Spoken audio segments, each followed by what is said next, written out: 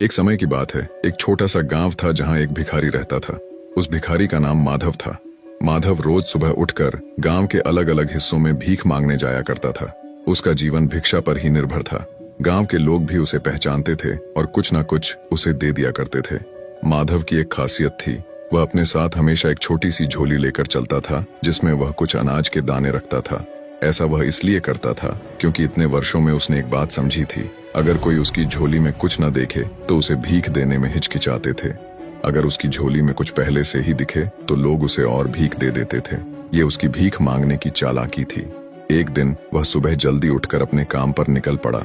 आज वह कुछ अजीब सा महसूस कर रहा था, जैसे आज का दिन कुछ खास होगा। जैसे ही वह गांव की मुख्य सड़क पर पहुंचा, उसने देखा कि सामने से एक शानदार रथ आ रहा है। रथ की चमक और उसकी सुंदरता देखकर माधव को समझ में आ गया कि यह राजा का रथ है। माधव ने सोचा, वाह, आज तो किस्मत खुल गई। अगर राजा की नजर मुझ पर पड़ गई और उसने कुछ दे दिया तो मेरी जिंदगी ही बदल जाएगी। वह जल्दी से सड़क के किनारे खड़ा हो गया और राजा के रथ के पास से गुजरने का इंतजार करने लगा। जैसे ही रथ उसके पास पहुंचा, कुछ अजीब हुआ।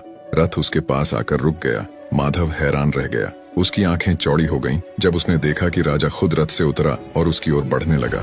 अब उसकी कल्पनाएं और तेज हो गईं। उसने सोचा, अरे, आज तो मैं राजा से कुछ मांगने जा रहा हूँ। शायद वह मुझे ढेर सारा सोना, चांदी या कोई बड़ी चीज दे देगा। लेकिन तभी एक और चमत्कार हुआ। राजा ने अपनी झोली उठाई और उसे माधव के सामने फैला दी। माधव की आंखें फटी की फटी रह गईं। उसने सोचा, यह क्या?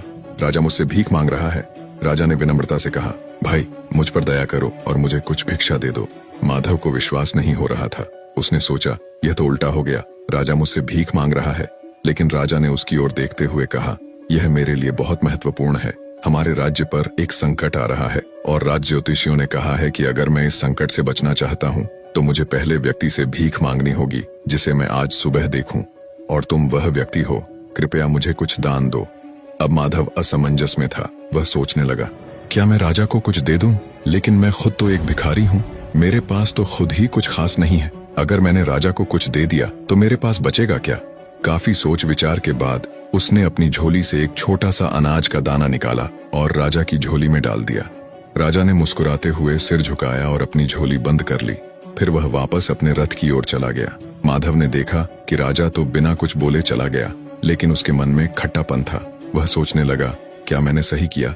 राजा खुद भी तो इतना अमीर है, वह मुझे कुछ मूल्यवान दे सकता था। और मन ही मन राजा को बुरा भला कहने लगा। दिन भर माधव को बहुत भिक्षा मिली। उसकी झोली में अनाज, पैसे और कपड़े भर गए, लेकिन उसके मन में एक अजीब सी बेचैनी थी। उसे राजा से मिलने का मौका मिला था और उसने उस मौके को व्यर्थ जाने दिया। शाम को जब वह घर पहुंचा, उसकी पत्नी ने उसकी ओर देखा और बोली, आज तो तुम्हारा नाम पूरे गांव में फैल गया है। लोग कह रहे हैं कि राजा ने तुमसे भीख मांगी। वाह, तुम कितने महान हो। लेकिन माधव को खुशी नहीं हुई। वह गुस्से से बोला, तुम्हें क्या पता, राजा ने मुझसे भीख मांगी थी। भला मैं राजा को क्या दे सकता था? और मैंने उसे केवल एक दाना दिया। अगर मैंने उसे ज्यादा दिया होता तो शायद मेरा और नाम होता। उसने अपनी झोली गुस्से में उठाई और उसे जमीन पर फेंक दिया। सारी चीजें जमीन पर बिखर गईं। जैसे ही अनाज जमीन पर गिरा, माधव की नजर एक चमकते हुए दाने पर पड़ी। यह वही दाना था जो उसने राजा को दिया था और अब वह सोने का बन चुका था। माधव यह देखकर हक्का बक्का रह गया। वह सोचने लगा, अगर मैंने राजा को सिर्फ एक दाना देकर सोने का दाना पाया है, तो अगर मैंने उसे ज्यादा दिया होता तो मेरा पूरा जीवन बदल सकता था। वह जमीन पर बैठ गया और रोने लगा। वह समझ चुका था कि उसने अपनी लालच के कारण एक बड़ा मौका खो दिया। यह कहानी एक बहुत महत्वपूर्ण सीख देती है। हमें अवसरों को पहचान कर बिना स्वार्थ के दान देना चाहिए। माधव की गलती यह थी कि उसने लालच और डर के कारण अपने पास मौजूद चीजों को बांटने से परहेज किया। अगर वह दिल खोलकर राजा को दान देता तो उसे बहुत बड़ा लाभ मिल सकता था। इस कहानी से यह संदेश मिलता है कि जब भी हमें कुछ देने का मौका मिले तो हमें निस्वार्थ भाव से देना चाहिए। यही दान हमें जीवन में असली सफलता और खुशी दिलाता है।